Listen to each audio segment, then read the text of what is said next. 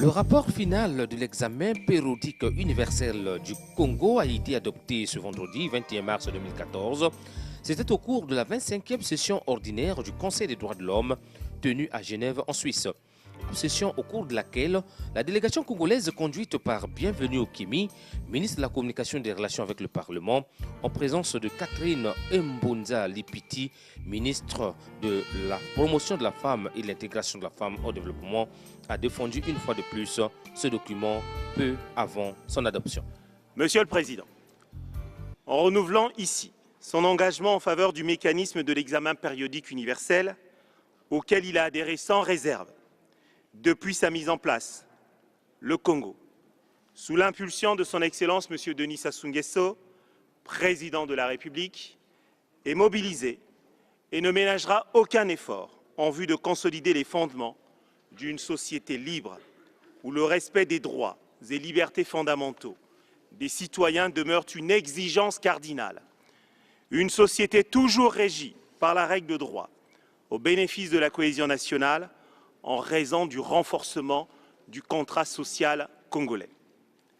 Fidèle à sa volonté irréversible de renforcer l'état de droit, notre pays a accepté 161 recommandations parmi les 171 qui lui avaient été adressées. 7 recommandations ont été mises à l'étude, tandis que 3 autres n'ont pas recueilli l'adhésion du Congo.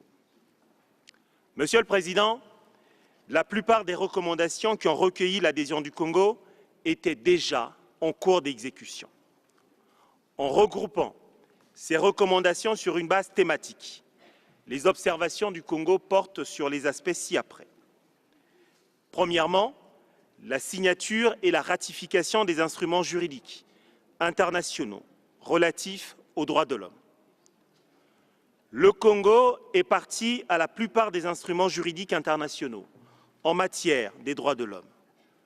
Dans cette perspective, notre pays vient de ratifier le 14 mars dernier la Convention relative aux droits des personnes handicapées et le protocole facultatif s'y rapportant. De même, la procédure de ratification du protocole facultatif à la Convention relative aux droits de l'enfant établissant une procédure de présentation de communication est déjà enclenchée. Le Congo réitère son engagement de poursuivre le processus d'adhésion et de ratification des instruments juridiques internationaux auxquels il n'est pas encore partie. Deuxièmement, la réforme des codes juridiques et judiciaires. Le ministère de la Justice et des Droits humains s'est attelé à mettre en place un cadre d'échange et de concertation en vue d'élaborer les mécanismes et les stratégies nécessaires à une réforme profonde de l'ensemble des codes du système judiciaire et pénitentiaire congolais. Une commission est déjà mise en place pour la réalisation de ce travail de réforme. L'Union européenne y apporte un soutien important. Cette réforme d'ampleur nous fera franchir une nouvelle frontière juridique, conformément à l'évolution de la société congolaise et à l'environnement international. Troisièmement, les droits de la femme. La condition de la femme congolaise s'est améliorée au fil des années, avec des progrès accomplis en matière d'égalité des sexes, de formation, d'emploi et de niveau de participation à la vie publique du pays.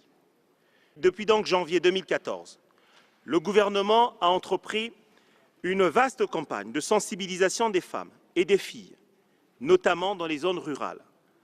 Plus de 15 000 femmes et filles des départements du Poul, de la Sangha, de la Lekumu, de la Cuvette Ouest et de la Likwala ont été sensibilisées sur leurs droits fondamentaux, le VIH-Sida, les violences, les activités génératrices de revenus et les droits particuliers des femmes autochtones. Quatrièmement, les droits de l'enfant. La politique congolaise relative aux droits de l'enfant repose sur 2 axes essentiels. Une participation active aux instruments juridiques internationaux relatifs aux droits de l'enfant et un renforcement de la coopération internationale. Dans cette optique, l'accord de coopération signé le 20 septembre 2011 entre le gouvernement de la République du Congo et le gouvernement de la République du Bénin est une avancée significative dans la lutte contre la traite des enfants. Un cadre juridique protecteur des droits de l'enfant se consolide davantage. La Constitution, le Code de la famille et la loi du 14 juin 2010 portant protection de l'enfant en République du Congo en sont la base. Cinquièmement, les droits des minorités et des catégories sociales vulnérables. Le cadre normatif du Congo est fondé sur le principe de l'égalité, qui porte en lui le principe de non-discrimination à l'égard des minorités et des catégories sociales vulnérables.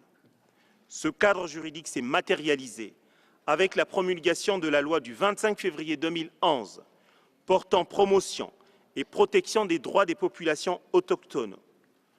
Le Congo est le premier pays en Afrique à disposer d'une telle législation, grâce à laquelle des avancées dans le domaine de l'éducation et de la santé des populations autochtones sont déjà enregistrées. Sixièmement, la soumission des rapports nationaux en matière des droits de l'homme aux organes des traités. Le rapport national du Congo sur la mise en application de la Convention relative aux droits de l'enfant a été examiné par le Comité des droits de l'enfant des Nations Unies lors de sa 65e session les 13 et 14 janvier 2014. Ont été soumis aux différents comités des traités le rapport sur l'application de la Convention des Nations Unies contre la torture et autres peines ou traitements cruels, inhumains ou dégradants, le rapport sur l'application de la Charte africaine des droits et du bien-être de l'enfant, le rapport sur l'application du pacte international relatif aux droits économiques, sociaux et culturels, les rapports de mise en œuvre de la Convention relative à l'élimination de toutes les formes de discrimination à l'égard des femmes. Septièmement, la lutte contre la torture. Suivant les dispositions des articles 9 et 10 de la Constitution congolaise, la pratique de la torture est interdite de manière absolue. Lorsque les allégations de torture et de décès en détention sont avérées, leurs auteurs sont sanctionnés dans le respect des dispositions pénales en vigueur. À titre d'illustration, un brigadier chef et 3 brigadiers viennent d'être radiés de la police nationale pour des infractions d'attentat à la pudeur avec violence. 15 autres agents de la police nationale ont été déférés devant les juridictions compétentes. Ceci, mesdames et messieurs, pour souligner combien la loi est la seule régulatrice de la société congolaise. Huitièmement, les conditions de détention. Les prisons congolaises ont été construites dans la première moitié du XXe siècle.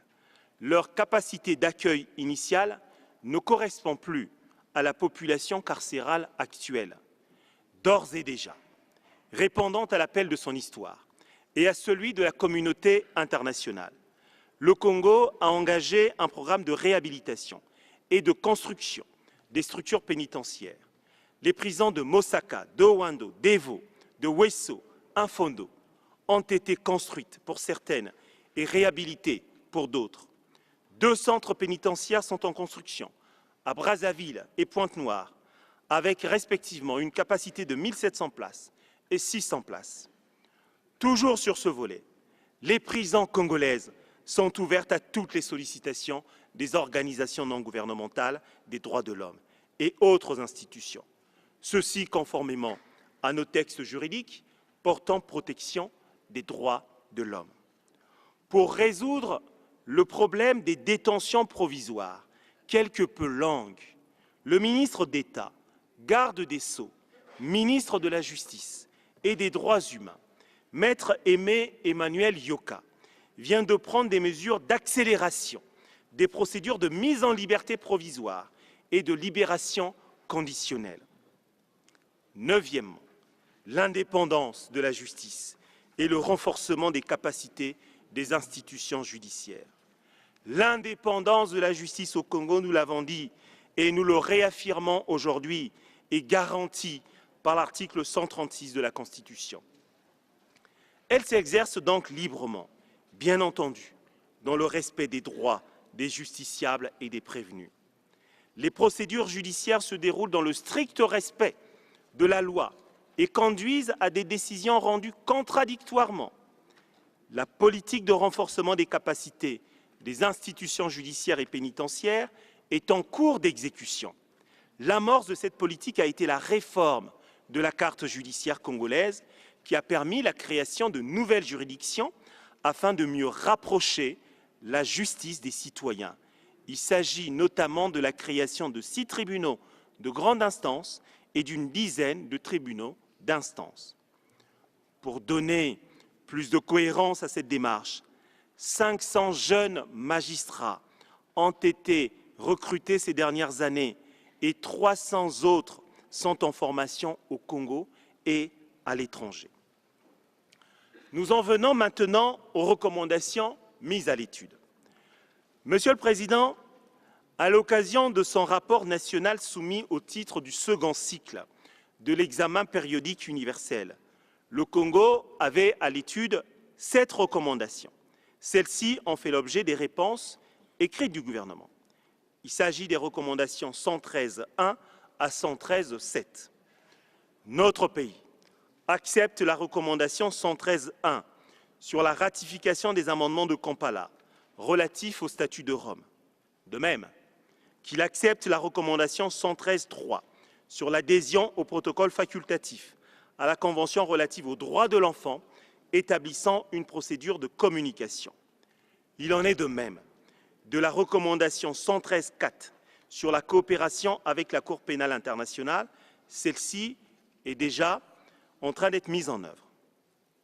S'agissant de la recommandation numéro 113.2 relative à la ratification de l'accord sur les privilèges et les immunités de la Cour pénale internationale, la République du Congo, en tant qu'État membre de l'Union africaine, n'envisage pas encore la ratification de cet accord avant de connaître la position définitive de l'Union africaine sur ce sujet. Cette recommandation n'est donc pas acceptée.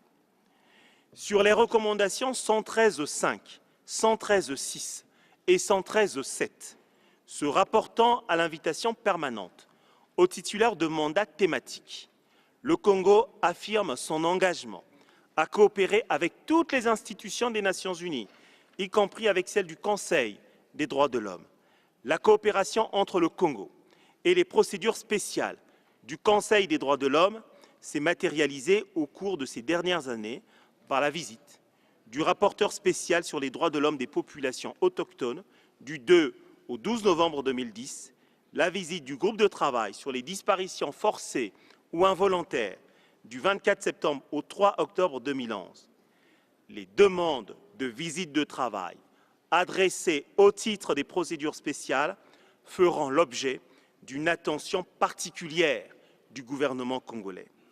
Ces 3 recommandations ne recueillent pas l'adhésion du Congo.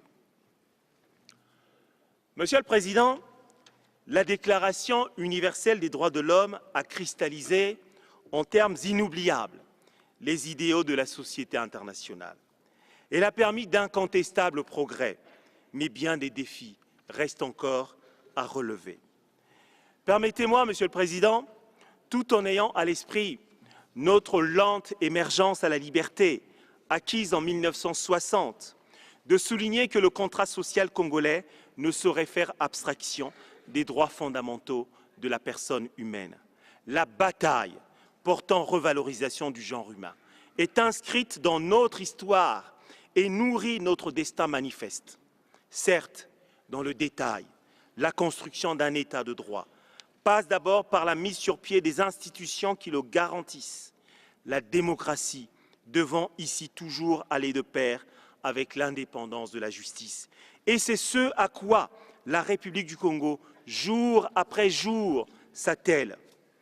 Aujourd'hui, tous les peuples, sans exception, sont appelés à inventer une civilisation nouvelle, qui ne sera le promoteur d'une véritable paix internationale qu'à la mesure des résultats effectifs d'une politique visant à effacer progressivement les différentiels de développement entre les pays du Nord et les pays du Sud.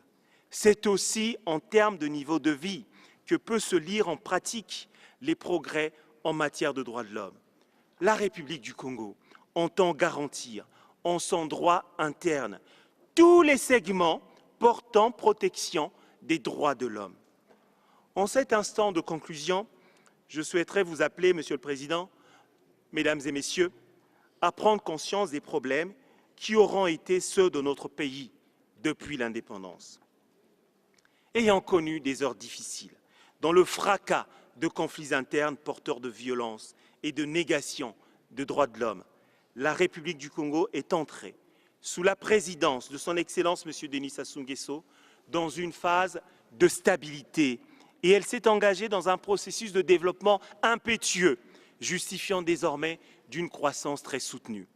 C'est le véritable fondement de la novation politique dont elle bénéficie, la base d'une politique nouvelle ayant pour premier objectif la réduction de la pauvreté, le progrès des conditions sociales et la mise en œuvre effective des principes fondateurs des droits de l'homme. Du temps est nécessaire. On ne réforme pas, par exemple, un système pénitentiaire du jour au lendemain. Mais tous les observateurs impartiaux en conviennent, parce qu'elle ne se voile pas la face devant les difficultés du réel, parce qu'elle envisage l'avenir sous tous ses aspects. La République du Congo est sur la bonne voie. Reliée à son histoire, la politique audacieuse qu'elle aura été la première à entreprendre dans la sous-région au bénéfice des populations autochtones en est peut-être le meilleur exemple. Je vous remercie. Dans leurs interventions, les délégations des autres États membres et les ONG spécialisées dans les questions des droits de l'homme ont félicité le Congo pour son bilan en la matière et l'ont encouragé à poursuivre la mise en œuvre des recommandations formulées à son intention. Monsieur le Président, la délégation du Bénin présente ses félicitations à la délégation de la République du Congo, conduite par son Excellence M. Bienvenu Okeomi, ministre de la Communication et des Relations avec le Parlement, pour la qualité de la présentation de son rapport. La République du Bénin salue les efforts consentis par la République du Congo, contenus dans son deuxième rapport pour l'examen périodique universel. Le Bénin encourage la République du Congo à poursuivre ses efforts et réalisations en matière de respect des droits de la personne humaine, notamment dans le domaine de l'éducation, la santé, l'autonomisation des femmes, la protection des enfants, la justice. Monsieur le Président, la République d'Angola se réjouit des progrès accomplis par la République du Congo à ce qui concerne la consolidation de la paix, la sécurité et la stabilité institutionnelle. En effet, ces progrès permettent le renforcement des institutions démocratiques ainsi que l'amélioration des conditions de vie de la population afin de réduire la pauvreté et la construction d'un État de droit. À cet égard, nous encourageons la République sœur du Congo à poursuivre ses efforts, en particulier dans le domaine de la santé et de l'éducation. Nous souhaitons plein succès au gouvernement de la République du Congo pour cette tâche et recommande au Conseil d'adopter le rapport final de l'UOP de la République du Congo. Le Congo a enregistré des résultats louables en termes du renforcement de la démocratie. Cela participe également à la consolidation de la paix et la promotion des droits de l'homme. Ma délégation se réjouit également des efforts déployés pour promouvoir la jouissance des droits économiques, sociaux et culturels. Nous nous félicitons de l'acceptation du Congo des recommandations que mon pays avait formulées. Tout en appelant à l'adoption du rapport du Congo, nous souhaitons plein succès au Congo dans la mise en œuvre des recommandations qui lui ont été adressées. Je vous remercie.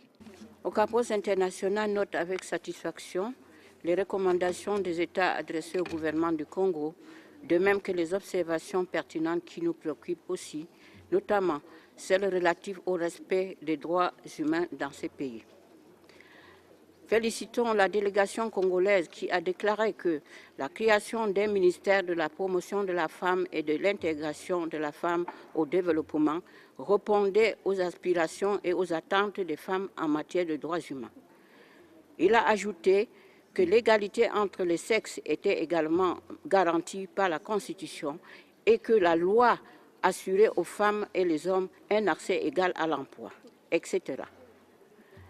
OCAPOS encourage le Congo à l'accès égal aux postes de prise de décision, comme par exemple les portefeuilles ministériels qui demeurent jusqu'ici la chasse gardée des hommes.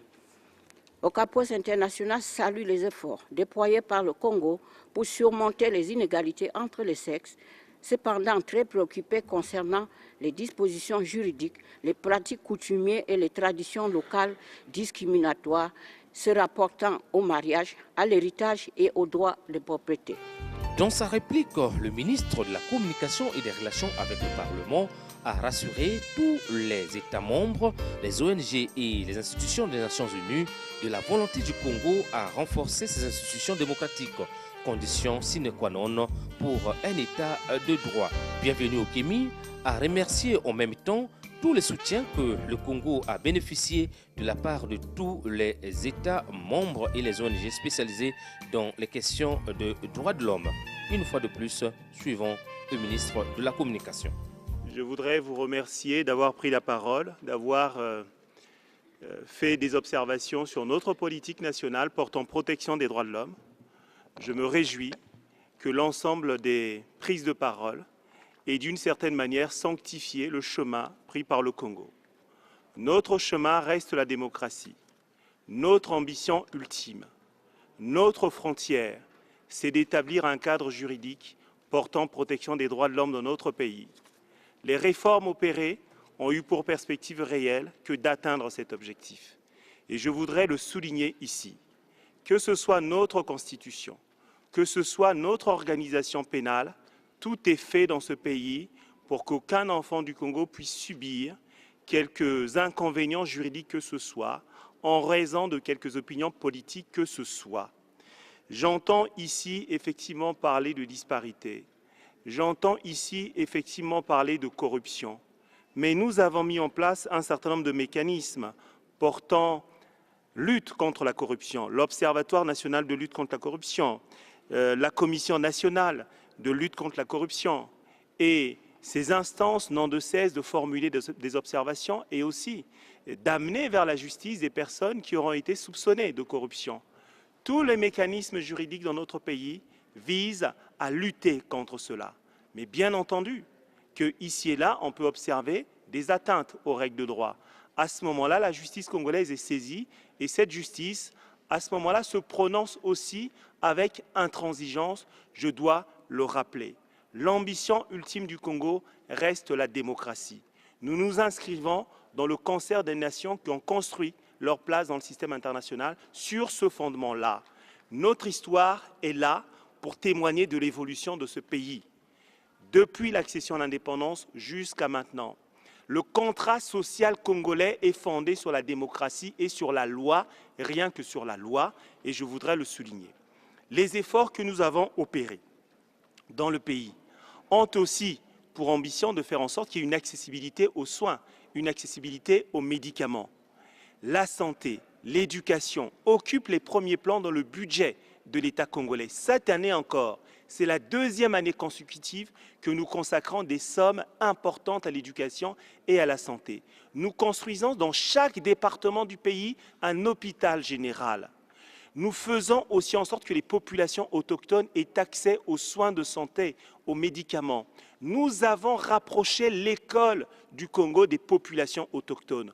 Dans la plupart des pays, que ce soit dans les pays développés ou dans les pays en développement, ce sont les populations qui vont vers l'école. Dans notre pays, c'est l'école qui va vers ceux qui en ont besoin. C'est l'ambition du président de la République du Congo, son Excellence M. Denis Sassou Nguesso.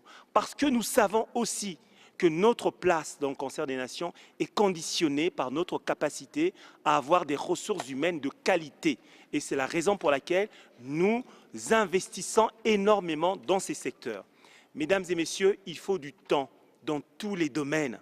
Même si nous consacrons des sommes énormes, les résultats, nous ne pouvons pas les obtenir au bout d'un an, au bout de 2 ans. Il nous faut encore un peu du temps. Toutes les nations du monde sont aussi passées par ce processus-là et je voudrais qu'on l'accorde aussi au Congo. J'entends ici, par ailleurs, on a parlé de sévices dans les prisons. Mais dans nos prisons, mais quand il y a des sévices, il y a sanctions dans ce pays. Les prisons congolaises, je le rappelle encore, sont ouvertes à qui voudrait les visiter. Je vous invite même à venir au Congo-Brazzaville. Je serai le premier à vous y conduire en compagnie du ministre d'État, ministre de la Justice et des Droits humains, Maître Aimé Emmanuel Yoka. Vous verrez les efforts que nous sommes en train de faire pour améliorer la vie de ceux qui sont en prison, conformément aux standards internationaux. Le Congo reste un grand chantier. Est-il possible de tout régler en 1 an, en 2 ans?